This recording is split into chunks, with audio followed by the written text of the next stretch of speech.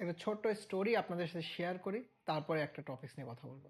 প্রথমটা হচ্ছে যে আমরা ভুলভাবে আমাদের কৃষিতে ইনভেস্টমেন্ট করলে সেই জায়গাতে আমরা দিন শেষে দেখছি আউটপুট জিরো। এবং দিন শেষে আপনি আমাকে গালি দিতে পারেন, আপনার পুঁজি হারাতে পারেন এবং আরও 10জন মানুষকে বলতে পারেন যে এই কৃষিতে এসো না, আপনিও লস করবেন। তাই এই জায়গাতে কিছু পাওয়া যায় না, এই জায়গাতে শুধু লস আর লস। এই গল্পটা আপনি বলতেই পারেন, কিন্তু আপনাকে বলছি যখন এই ধরনের কথা বলবেন তার আগে আপনাকে সম্পূর্ণভাবে যখন কোনো ব্যবসা ঠিক করবেন, কোনো ব্যবসাতে ইনভেস্ট করবেন, তখন কিন্তু দিন শেষে আপনাকে জেনে বুঝে করা উচিত।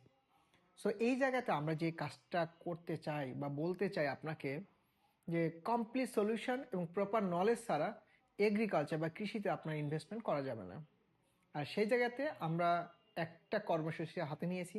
আপনারা জানেন ইতিমধ্যেই সারা বাংলাদেশে আলোড়ন সৃষ্টি করেছে যে কৃষিতে ক্যারিয়ার করতে স্মার্ট কৃষি কর্মশালায় অংশগ্রহণ একজন উদ্যোক্তাকে কিভাবে সাপোর্ট দিচ্ছে। তো আগামী শনিবার দিন আমাদের গাজীপুরে এই স্মার্ট কৃষি কর্মশালা আবারও আয়োজন করা হয়েছে।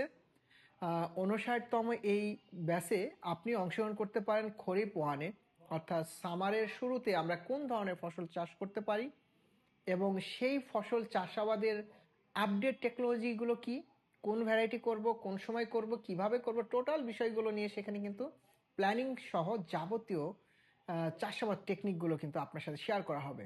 সো আমরা যারা এই খরিফ ওয়ান থেকেই আমাদের কৃষিতে ক্যারিয়ার করতে চাচ্ছি তাদের ক্ষেত্রে বলি যে অ্যাটলিস্ট আপনার একটা কর্মশালা অ্যাটেন্ড করেন, দেন আপনি ইনভেস্টমেন্ট করেন।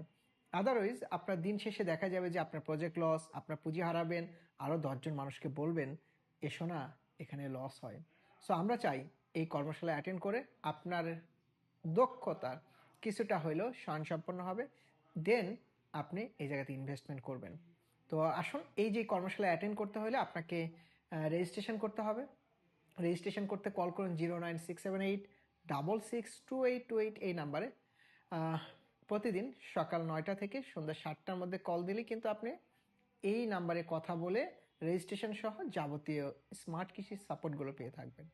ধন্যবাদ যারা এতক্ষণ পর্যন্ত আমাদের সাথে ছিলেন।